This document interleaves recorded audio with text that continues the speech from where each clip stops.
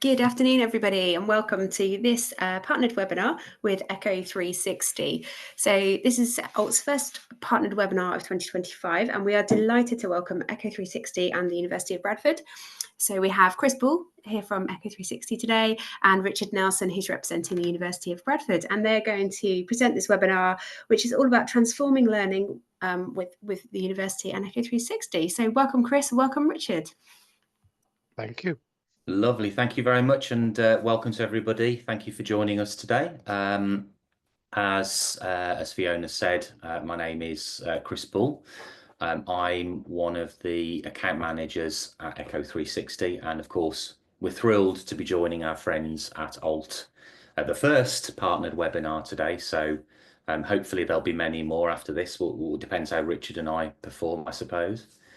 So the focus of today's session is around transformation, something that we know very well from conversations with our customers in higher education is top of mind. And I suspect you wouldn't be joining us today for this webinar if it wasn't the same at your institution.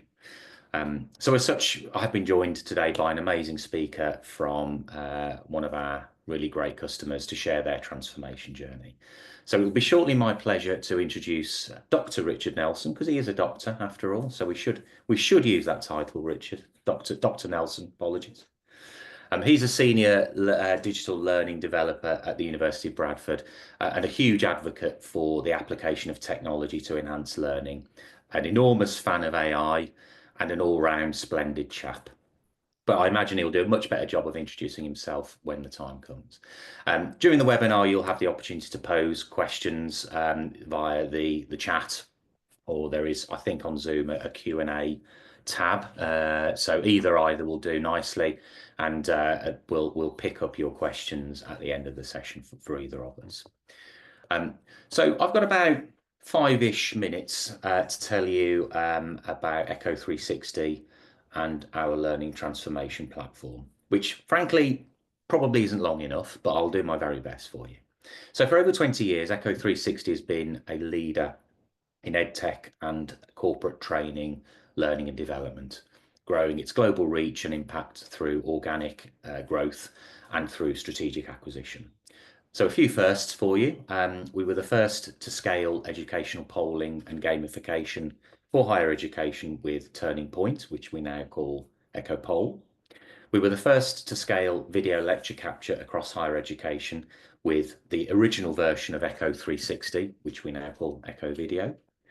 We were the first and most favoured digital assessment solution with Exam View, which we now call Echo Exam. And most recently with the acquisition of Inkling, which is was, I should say, a pioneer in content authoring. We lead in delivering frontline training solutions with Echo Inc. And as you'll see in the next couple of slides, our global reach and customers do put us ahead in terms of our competition. So we operate with secure regional data centres, infrastructures in the cloud, with boots on the ground across the Americas, EMEA and APAC regions, supporting over 2,000 customers across education, business and government markets. And from a higher education perspective in this region, this is just a handful of some of our great customers in the EMEA region. And all of these are using Echo360 solutions to accelerate learning via video and media capture, as well as engagement and polling. So lots of really great customers in there. We may have some of them on the call right now, hopefully. So that's Echo360, the company, but what about the platform? So over the last 20 years, Echo360 has continued to evolve to meet the needs across the entire learning development, learning value chain. So through organic innovation or acquisition, we've developed technologies, processes, talent and culture, all in the mission of delivering experiences that lead to transformations. It's been part of our DNA for all of this time. And we're not just talking about loosely stitching together disparate companies that we've acquired or technologies we developed over time. It's more about being mindful and strategic to operationally integrating them into one platform that is both interoperable yet modular. And you'll hear me use that term quite a lot during this, so get the bingo cards ready. But the point is, it's designed to meet whatever needs you have as an institution when you have them. So don't think of us as a house of brands that simply organises solutions for customers to pick and choose from, whilst still having to operate them and assess them independently, or access them independently, I should say. Think of us as a branded house, an architected and interoperable yet modular platform for education that is built to address every link here on the learning value chain. And well, I was going to say here it is, but here's an illustration of what's in it. Is probably the more pertinent description. But this is the ecosystem. And this is the culmination of decades of listening, innovating, and addressing the issues that customers need most urgently addressed, but not just by providing them with another solution to the plethora that they already have. This truly is a platform that delivers it all. And as the world's first and only learning transformation platform, we'll cut that bit out of the post-production. The ecosystem is an intelligent next generation system designed to deliver targeted outcomes for every kind of learner in any learning setting. And the ecosystem is built on 4 pioneering learning technology solutions that create this interoperable yet modular end-to-end learning experience. And we're talking content authoring and interactive distribution here with Echo Inc. Video content creation, capture, streaming and management with Echo Video. AI, polling, gamification, engagement solutions with Echo Engage, which is where the Echo Poll product sits. And dynamically customized and personalized summative assessment solutions with Echo Exam. And the ecosystem is built to create, engage and assess. And once again, is both interoperable and modular. So what do I mean by modular? Well, each solution of the ecosystem stands alone as a leader in its respective field, retaining the highest standards of accessibility, reliability and personalization that we know is key. But because of the way we've intentionally designed each solution and the ecosystem at large, customers can create operational and financial efficiencies by building the kind of ecosystem experience that best suits their needs. And it's not an all or nothing scenario. You don't have to get the whole thing as much as we'd love you to, but you only get what you need, or you only take what you need, and you can grow that over time and as your needs evolve. And beyond the financial and operational efficiencies, this modularity also creates a consistent user experience for learners and educators alike across all of the ecosystem solutions that are utilised. So that's me as far as the intro bit is concerned. I shall come in at the end to pick up if anyone's raised any questions, and I'll probably do there is a shameless plug at the end, so please stay tuned for that. But just before I hand over to Richard, I just want to, the reason why I've put these images on your screen is just to share a story of Richard and I were involved in the making of a short film alongside the BBC last year, which was the story of or the learning journey, if you like, of the young man who's sat next to Richard there, a young man called Osama from the Sudan. And really the story is around the importance of how he's used technology, or how he's relied on technology to kind of, as a non-English speaker, to kind of, you know, as part of his journey really. And the reason for sharing this story is Richard was pretty much, as was Osama, they were both absolute professionals during this filming. It was a long day. Luckily the weather was relatively kind to us, even in Bradford. And you know, we under those hot lights, it was quite a lot of work for those guys to do. I just had to stand back and make sure they plugged us enough. That's all I had to do. So, but yeah, so again, Richard's a splendid chap. I think you're going to really enjoy what he's got to say over the next 40 minutes or so. And as I say, I'll come in at the end with pick up any questions. So Richard, over to you. Thanks very much, Chris. This is quite pertinent, that picture, because it'll link to the slide towards the end when I talk about the digital solutions and the drive that we're doing. So I'm just going to share my screen and put the slides up on the screen, because I might have to switch to a couple of documents. So you should be able to see that slide there. Chris, can you just confirm? Yes, we can, yeah. Brilliant. Okay, well, thanks very much, Chris. Thanks very much, everybody else, for being here. What I wanted to show today, or at least discuss and share more likely, is our transformation journey as far as digital education goes. And I know that every institution is going through this and are at different stages, and they've either addressed it from the top down, the bottom up, or anywhere in between. But I just wanted to give you a little insight of how we're dealing with it at the University of Bradford, which might help inspire, ask questions, or hopefully give me some advice as well about how to take things forward.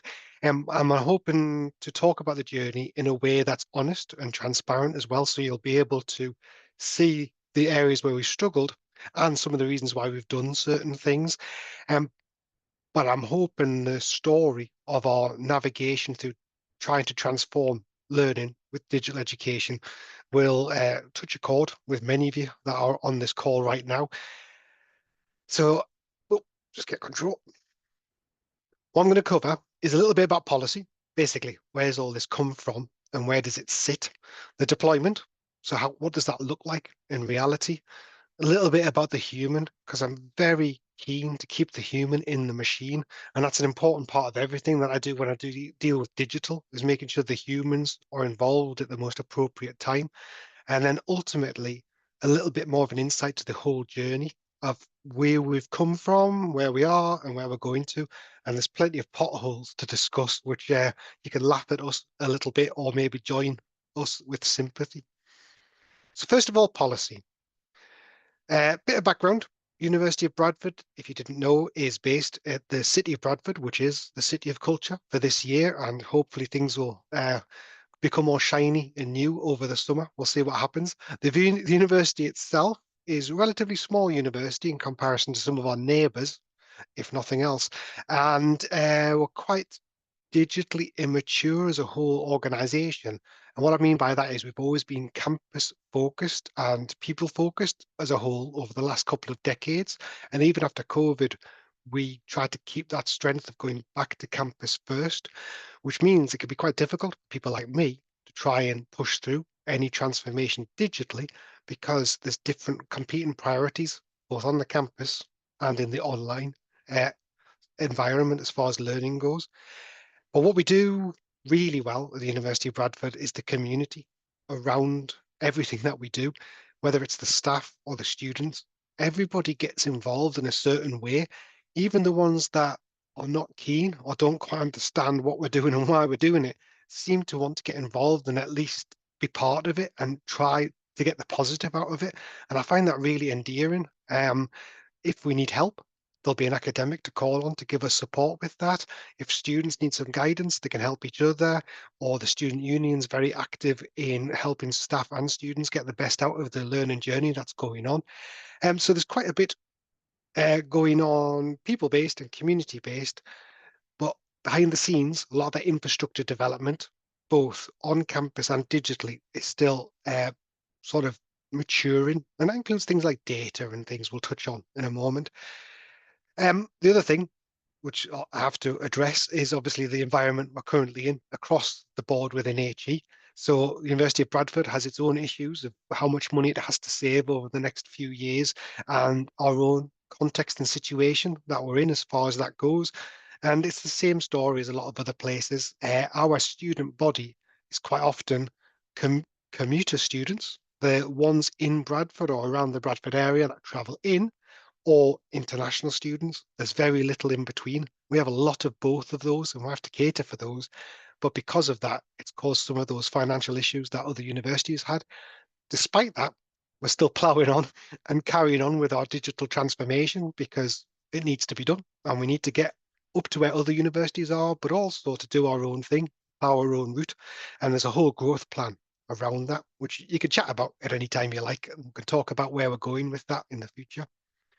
Bit about me, just so you know my background. I'm a senior digital learning developer. That means I run the digital education team. That's the team that looks after all the core products, which is our LMS system, our portfolio system, our lecture capture and video system and media streams, and all sorts of other little bits around that. It's basically, I'm the head of digital education within the university, decision maker as far as pedagogical application of digital goes, and also some of the embedding of digital within the curriculum.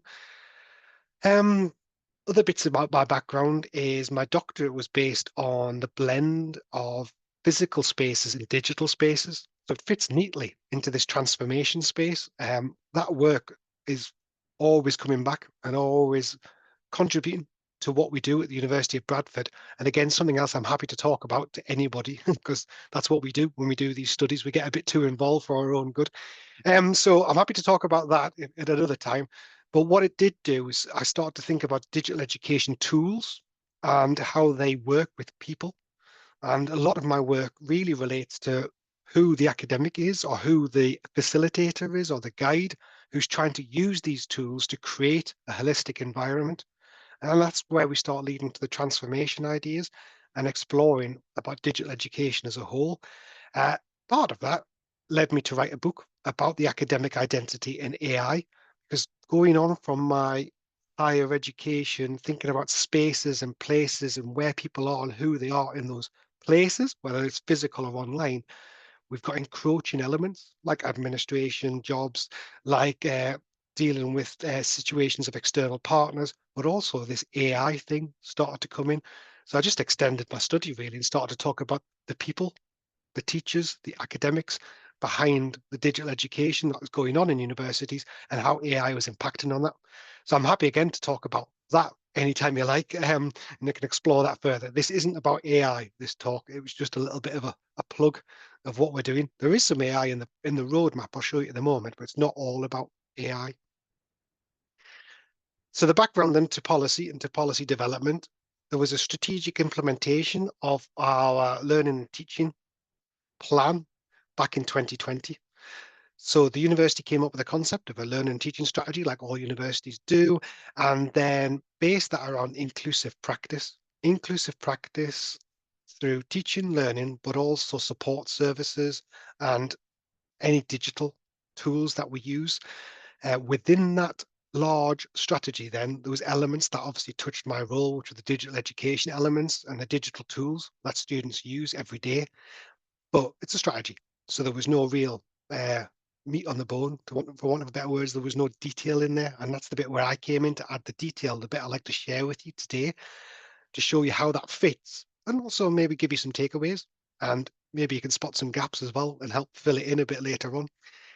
And like I said earlier, the whole strategy was to support our student body of either commuter or international students, and then try and make use of tools that will support those students, whether they're on campus or off campus, but also things like second language skills, busy lives, care and responsibilities, time during commute. How could digital education help with that, etc.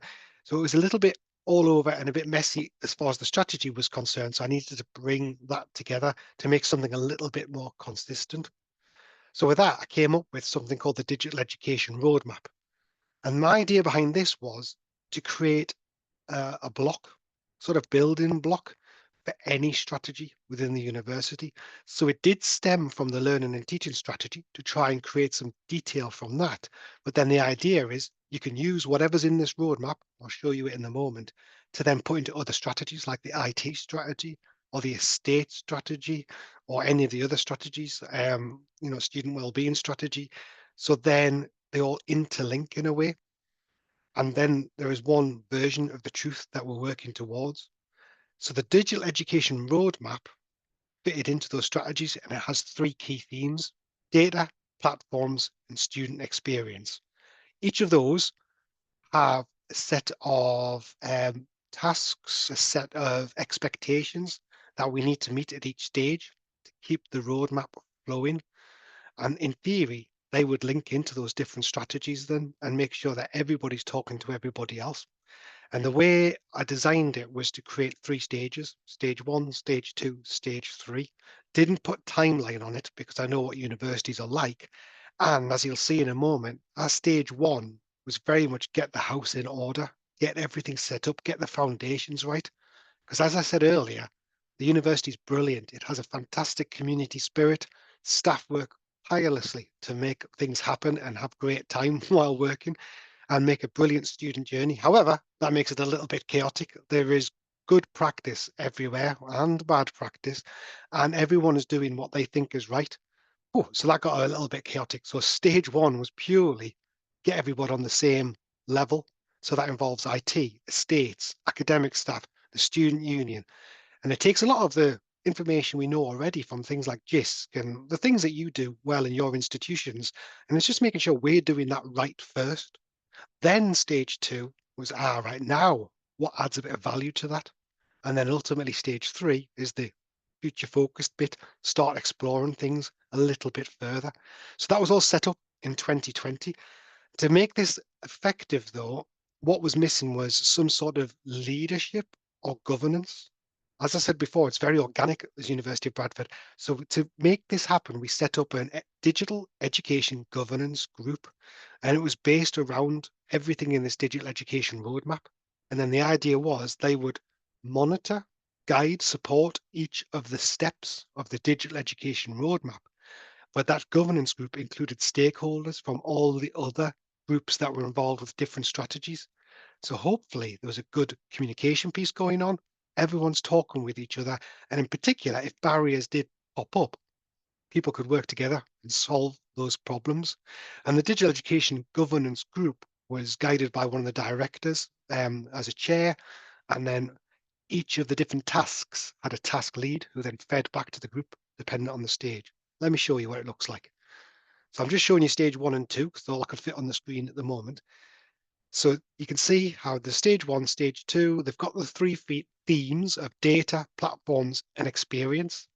And the idea is each one of those lines is a statement or a task or an ambition of which we create a mini working group around, or perhaps it's already documented and already working in a different guise, but at least the governance group had oversight of that, and all the other stakeholders do as well. So then communication is effective, and hopefully we're not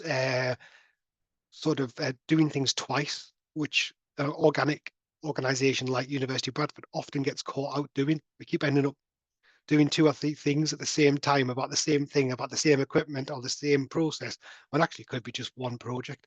So that's helped galvanize that a bit. So under stage 1, data, some stuff there about transparency and basic stuff about trend analysis, sort of startings of learner analytics coming out. We sort of got that, but the data itself was a bit messy at the time. So it's trying to get that in a better state so we can get better use of the data. And then you've got the platforms, lots of different platforms, making sure there's a shared purpose about the platforms that we're working on, and the student experience. So all the things around it that the students said they wanted, needed, and expected now and then in the future. So stage 1 for this was quite straightforward. It was what we're doing already, but we just needed to make sure it was ticked off. And someone with responsibility and authority said, yes, that had happened. Basics, for example, top line there, reliable Wi-Fi. Some people said it was reliable, some people didn't. What was going on there? So we stuck it as a line in the sand. Right, it definitely works everywhere now. And there's a few other things in there, like materials on the VLE. Well, it was expected, but nobody really had captured whether all courses were on the VLE or not and what state they were in. So quite basic stuff at stage 1, but really setting the ground and the foundations to then move on to stage 2. And that's the bit where we start getting a little bit more excited about some of the value added. So there's some real-time data coming out there.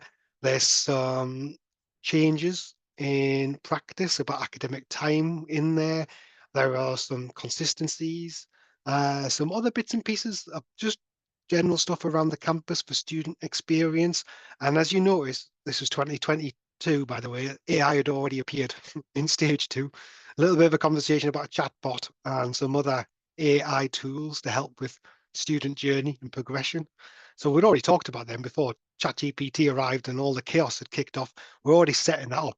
And as part of that, I'll show you that in a moment, but we've got a specific group working on looking at those things to do with AI. And it's quite a nice group because it's quite informal, but problem solving and supportive.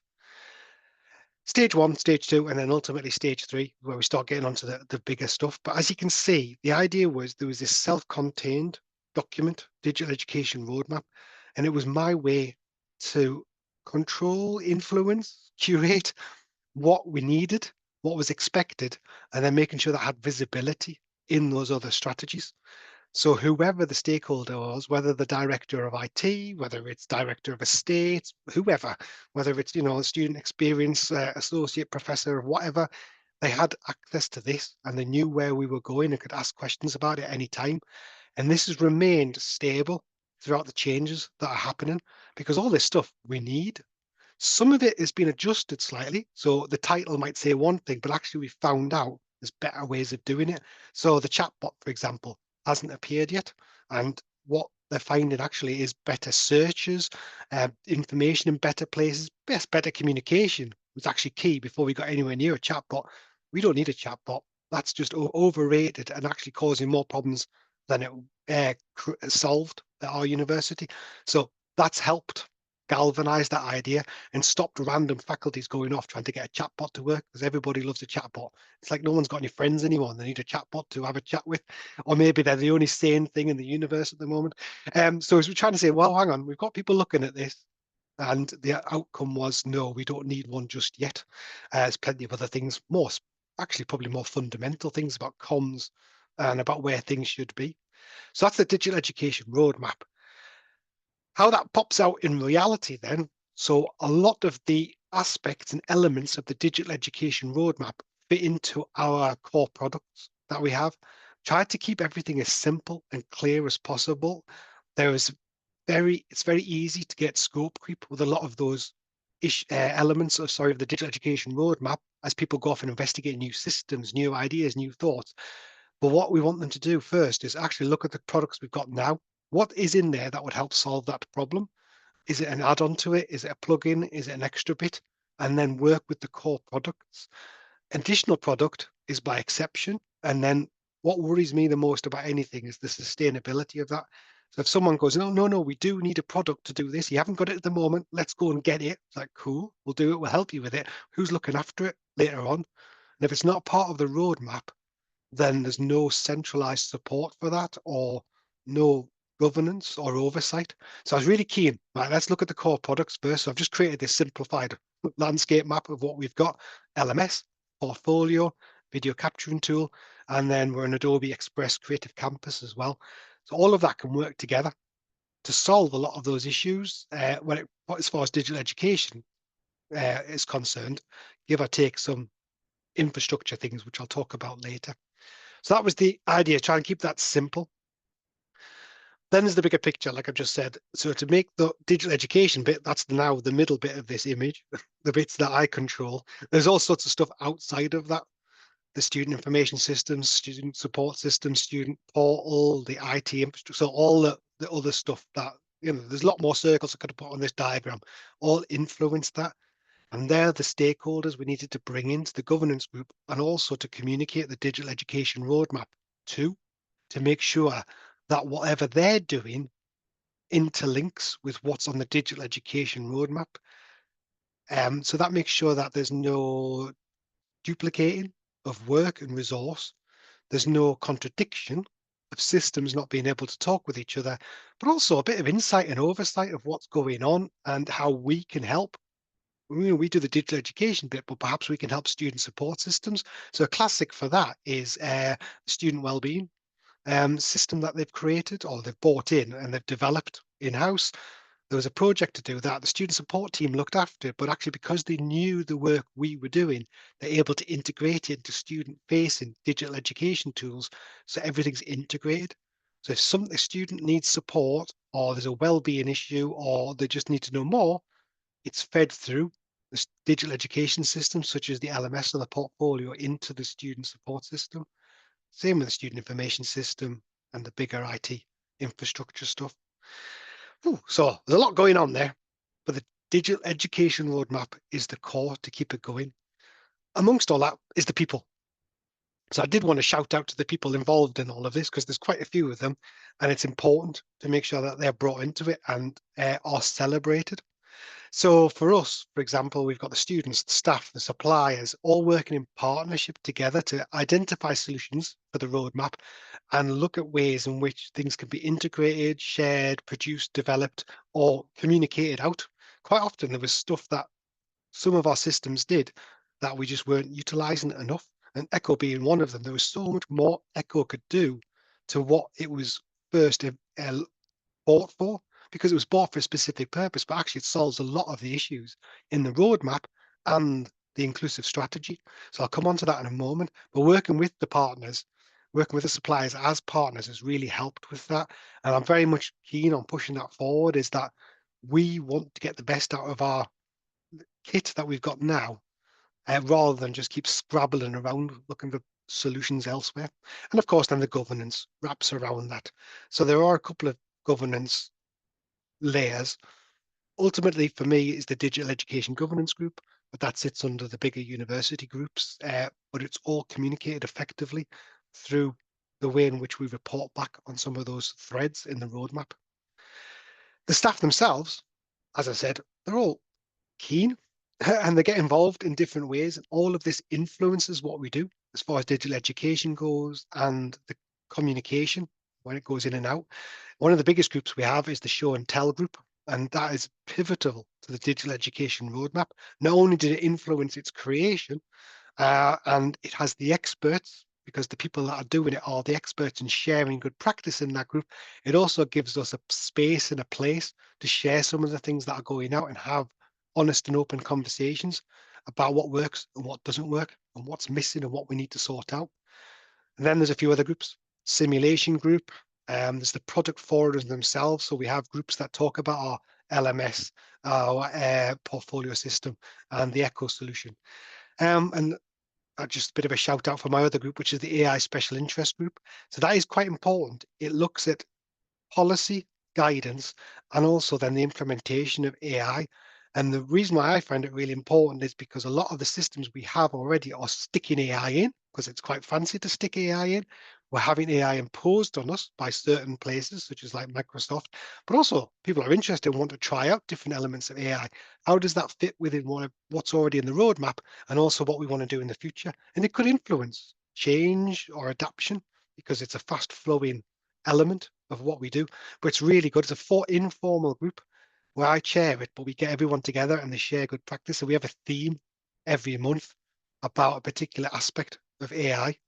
And the other groups as well run on a similar way where there's themes and people demonstrating and showing stuff. The staff are super important in all of this, and the people within these become champions and help implement the roadmap. And then we've got the students as well. Students are really proactive in getting engaged. We have fantastic education officer and the rest of the students union who want to get involved. So we've sort of got these key areas. We've got the digital education student reps, and that's a group I set up who we ask, we talk to, we get to demonstrate, we get to share experiences of what they're doing with digital education. And these are right across the university. So it's people that are on campus, off campus, undergraduate, postgraduate, first years, third year, whatever. There's a whole collection of them and they all share ideas and look at our core products and the other products and let us know, quite honestly, what's working and what's not. And they have been really useful. In fact, it was last year or the end, yeah, I'll say it's last year. At some point, Echo came in and we had some students in the group and they were very honest about things like the video capture and how they wanted it, why they wanted it, how it helped with their studies and was really good inclusive practice. And what they were brilliant at was shooting down some of the myths that the academics had. One classic example is, well, if you video it, the students won't turn up. Well, the students said, no, that's rubbish. We will still turn up. That's not a problem. So we could talk about that at any time you like as well. But the students have been fantastic. We've kept that going throughout this year and carry on next year as well. IT champions, a little bit different. They're the ones that test things, test the system. So any changes we do make, particular IT infrastructure stuff, so a little bit out of my scope, but anything we do on Canvas, which is our LMS, or some of the other systems, if we change it and adjust it, we get the students to test it effectively, just to make sure they're seeing what we think they're going to see, because despite us pretending to be students, it never seems quite right somehow. So it's good that they just, and you know what they'll do, they'll press something you never expected, so they're really good for that. And then we've got the product forums. Similar to the staff product forums, we've got the students involved in that as well, talking about specifically things about the LMS or about Echo and about what's working and what's not. Quite often, it's about our own procedures and about our staff confidence, and they're really good at helping support that. So what I want to get into though is the journey, where we got to and what's happening, and then that'll help form any questions that might be coming in, ideas or thoughts about where we've got to, how we got to it, and also the bumps in the road. So I'm just going to use Echo as an example of one of our core products to demonstrate how I've changed my thought processes a little bit on the journey to implement transformation for digital education. Everyone in this room knows and has heard about pedagogy. Pedagogy is the important bit. Digital should support the pedagogy. And I totally agree with that. That is obviously right. You know, whatever the teaching and learning is, the digital should then support it. But what I'm finding out actually is digital can be a little bit of a driver as well to help influence and change people's mindsets and also increase some motivation. So Echo is a brilliant example of that. So we've got Echo Video. We piloted Echo, or are piloting Echo Poll for the last year, and we've had some conversations about Echo Exam as well, because these are the bits we need as digital systems to help make the learning journey happen. But what it also allows us to do is have the honest conversations about the learner journey and their expectations. So Echo Video, for example, and this is the video that Chris has shared earlier as one of the YouTube videos that we did with the BBC, is that inclusive practice. A lot of these tools within the ecosystem help inclusive practice, help students feel part of something or engaged in something, or feel like they can participate in the learning in different ways, and also feel safe and secure that what's happening is good for them, either learning and teaching or like a good exam for assessment. And what that's enabled me to do as a driver to encourage staff to adopt these and change the language a little bit around these is talk about inclusive practice, talk about student participation and personalization by saying, look, we have the tools. This is what it does. This is what the students say about it. If you don't implement these, you're disadvantaging your students or potentially disrupting their journey when in fact you have a tool that can help you with that. So come and talk to us. We'll help and support you do that. And it's about building their confidence up in using those tools that we have and making sure they're doing it for a positive reason. And all of these tools do that and have really helped us out. So Echo Video example is fantastic in that, yeah, we got it for lecture capture to start with, but now we've widened the output of that to include a lot of different things. Echo Video now runs our lecture capture, but there's also a lot to do with any media that we're delivering via the LMS or via staff for walkthrough videos, through tutorial videos, etc. We run that through the Echo Video system, and also scenario building, for example. We've got scenarios on there that staff have created or some of the media team have created, and we push that back through the Echo Video system.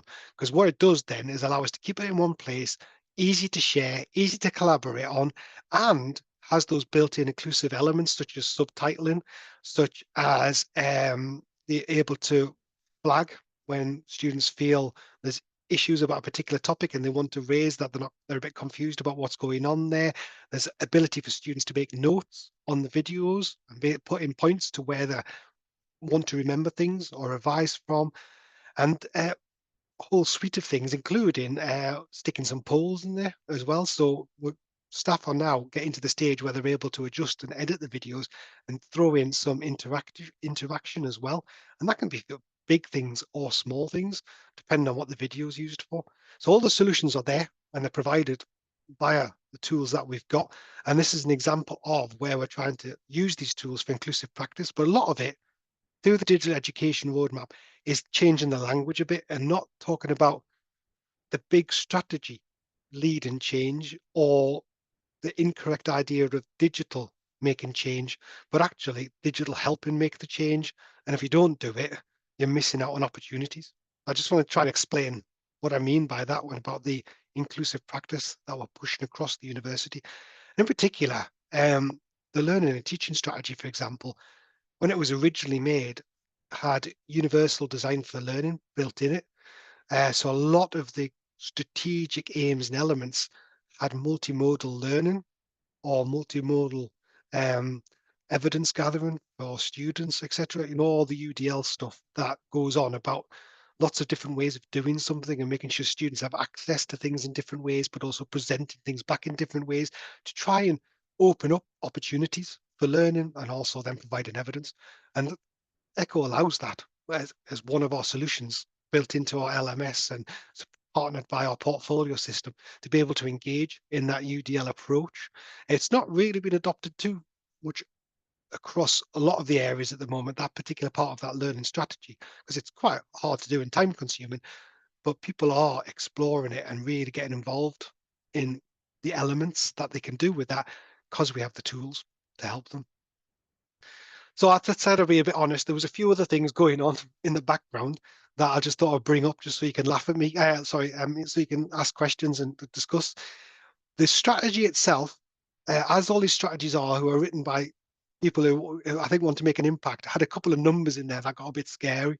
So one of the numbers that did impact on the Echo thing, because that's what we're talking about, was 75% of lectures were to be recorded. Now that is scary, straight of all, because there's a number put against it. So there's a target there. And also that's about it for the detail. So what did it mean by lectures? Did it mean seminars? Did it mean other activities? Did it mean every single room? Did it mean every core? Oh, it just caused a world of pain. But I suppose what it did do was turn people's minds onto Echo Video being there as a tool and think about how you can use it, which was good. But I'm uncomfortable when they start being unspecific about that around the strategy. So when we're not there yet, because one, we don't know what 75% of what is what, but we through the analytics of Echo, it's really helpful to target the approach of support then. So we know like the Faculty of Life and the Faculty of Health are recording loads of stuff because they're working towards this strategy. We know management maybe are doing some things in some areas, but not in others. And other areas like engineering, they need a little bit more support about what they can do with video. And that's what we're there for. But at least it helps focus the mind a little bit. As I said before, organically grown campus, that includes the estate. So every building and every room is completely different. It's an interesting environment, but that does make it difficult for things like digital education. So as I said earlier, a simple line in the stand is Wi-Fi everywhere. Well, it wasn't originally just because it was a bit messy, but that also includes, going back to that first point, pothole there, is not every room had a camera in it or a microphone for recording. So we've had to really go back to basics and go, hang on. You're putting a room together.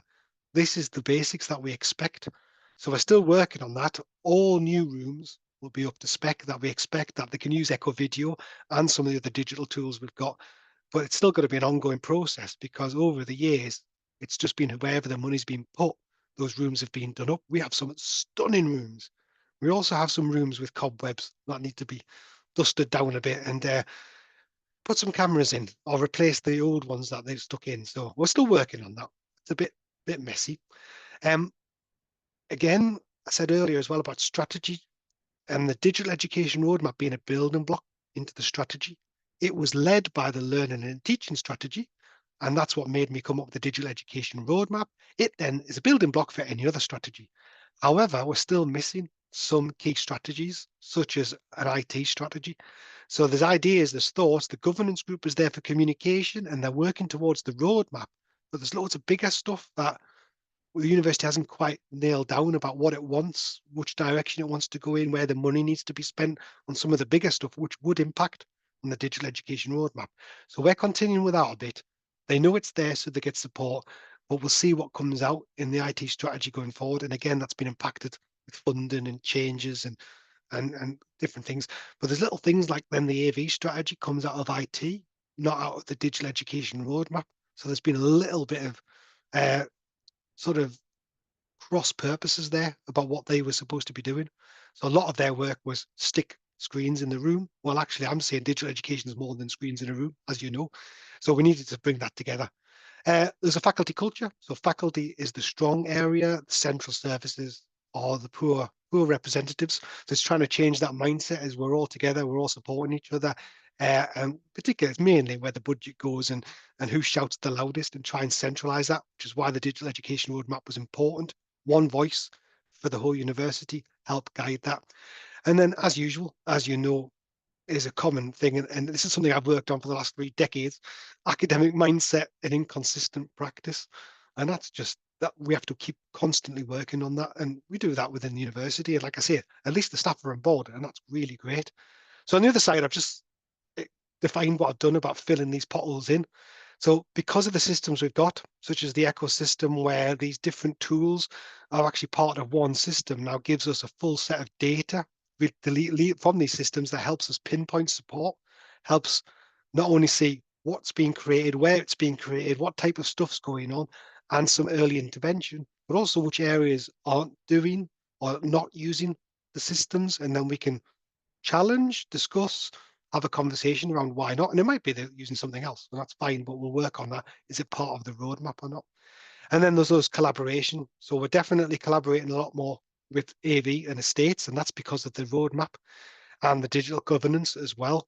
It's going well, but it still needs some high level support with that because it needs to be consistent throughout.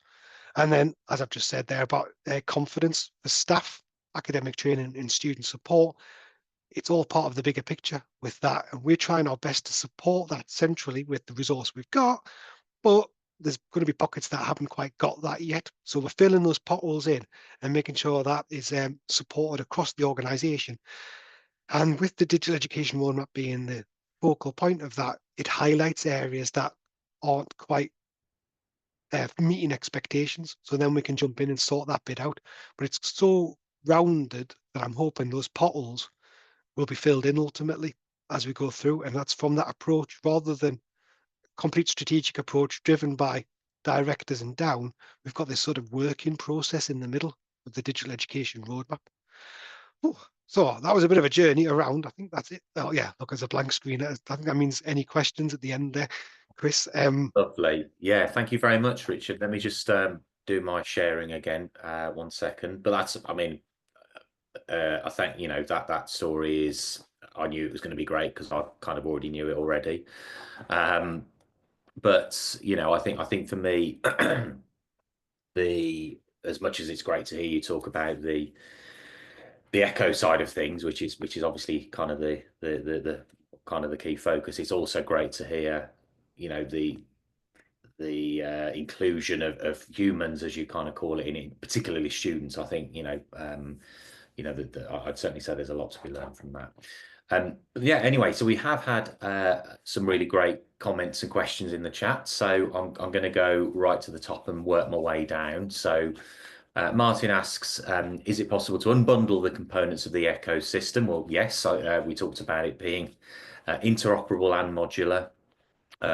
So I think I may well have answered that during the session, but certainly each of the elements of the ecosystem, as Richard will attest to, a very powerful standalone, and certainly the objective of the ecosystem is not to say to people, right, you've got to have it all.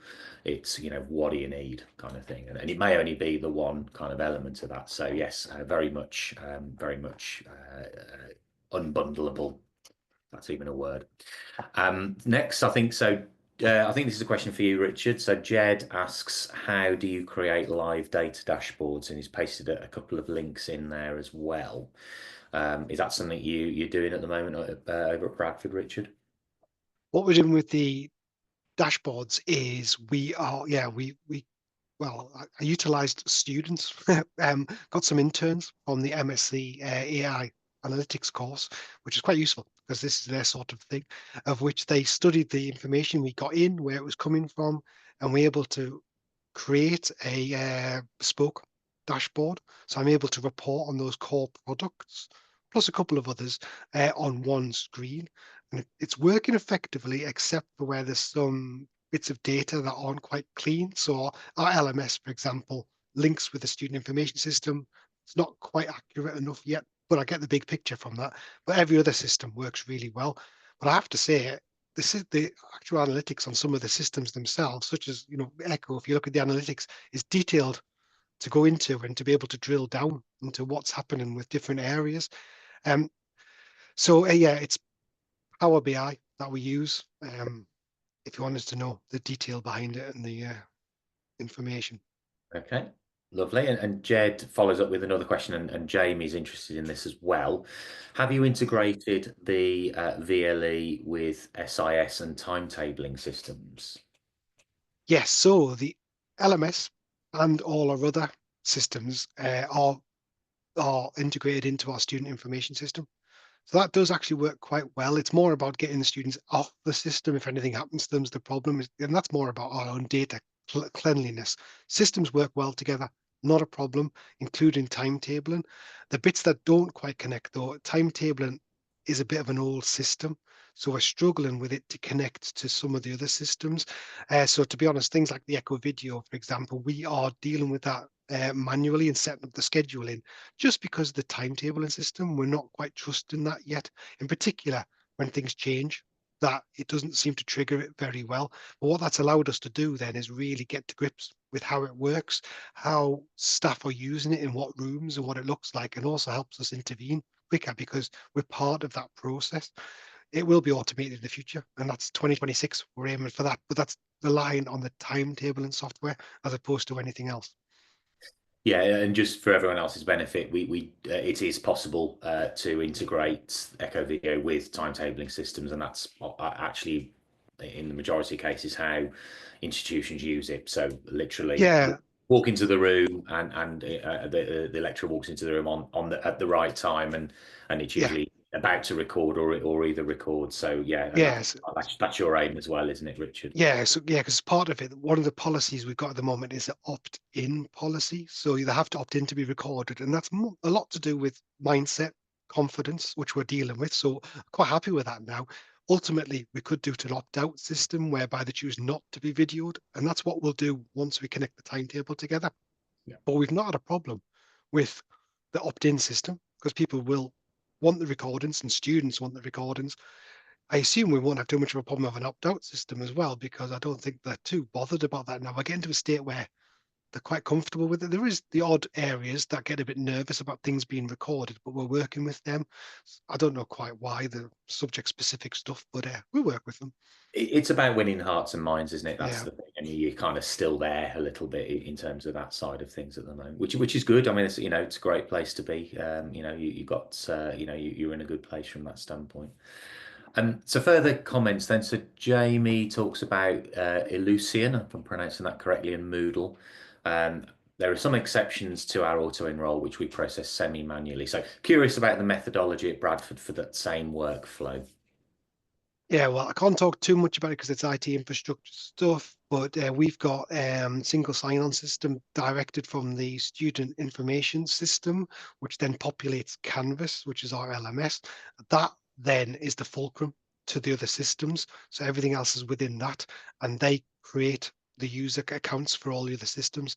It seems to work quite well, but like I say, it's getting them off the system's the problem. If something happens to them, we haven't quite got a process yet. If they've withdrawn or with the taking time out or whatever, I haven't quite worked that out yet. And it's more of a problem with like our portfolio systems and assessment systems as opposed to anything else because they're quite important. Um, but it seems to work quite well. We don't allow manual enrollment of students except by exception, unless they're CPD students or a particular outside organization or a particular group. We do use a public facing version of our LMS to support that, but it's still integrated with our systems. Excellent stuff, thank you. So a couple of comments then. So Jed and Jamie definitely leading the chat in terms of commentary and questions. So thanks both. Thanks to all of you for questions, I should hasten to add. But again, so Jed talks about integrating Ellucian, blimey, there's some good ones in there. A lot of different systems bi-directionally. Made him redundant, I assume that means as in the role, as opposed to him personally, but allowed to look at optimizing educational outcomes. So there's clearly some real benefits there from that integration journey, which is a fantastic point. And thank you, Jamie. It is good to see that Echo's components do not needlessly duplicate each other, which is absolutely right. That's not what it's designed to do.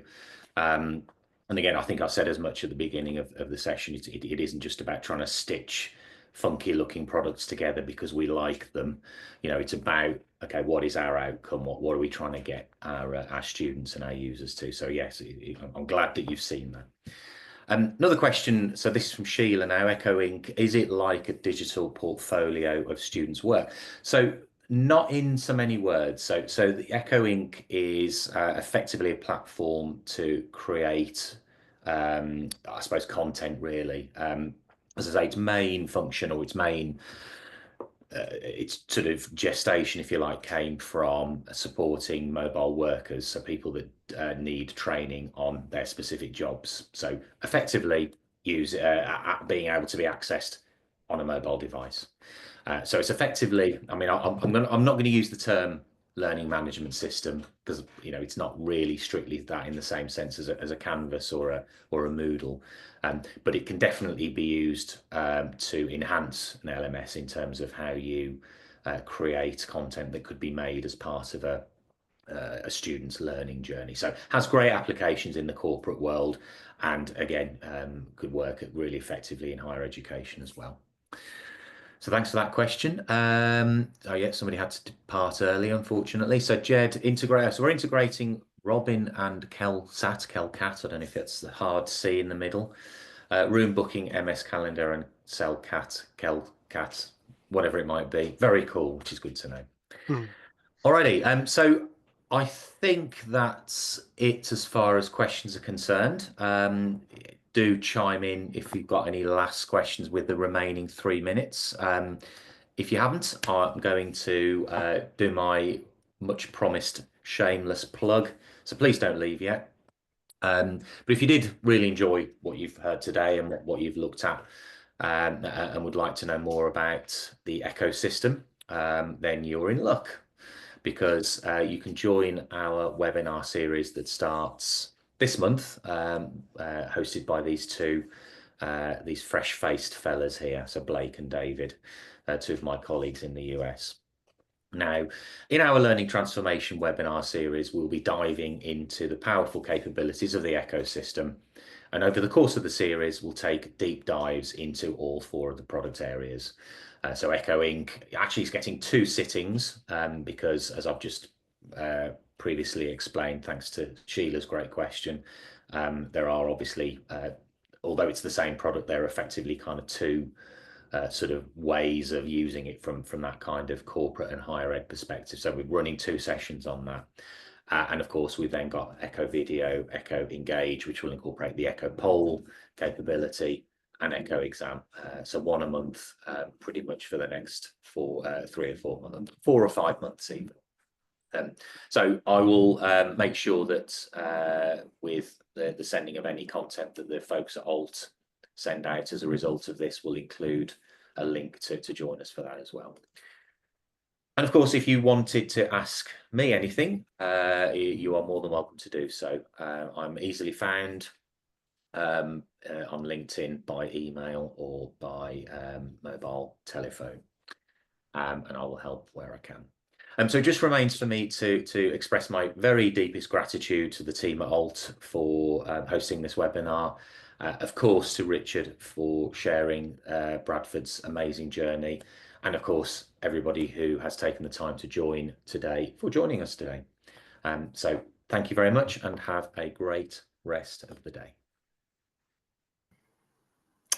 Thanks very much, Chris, and thanks, Richard, as well. It's really interesting webinar. Great to hear your experience, Richard, of Echo360 at the University of Bradford. So yeah, really great, and thank you for joining us. As Chris mentioned, I will be sending out the recording of this along with Chris's contact details. So if you do have further questions or you want to continue the conversation, then do feel free.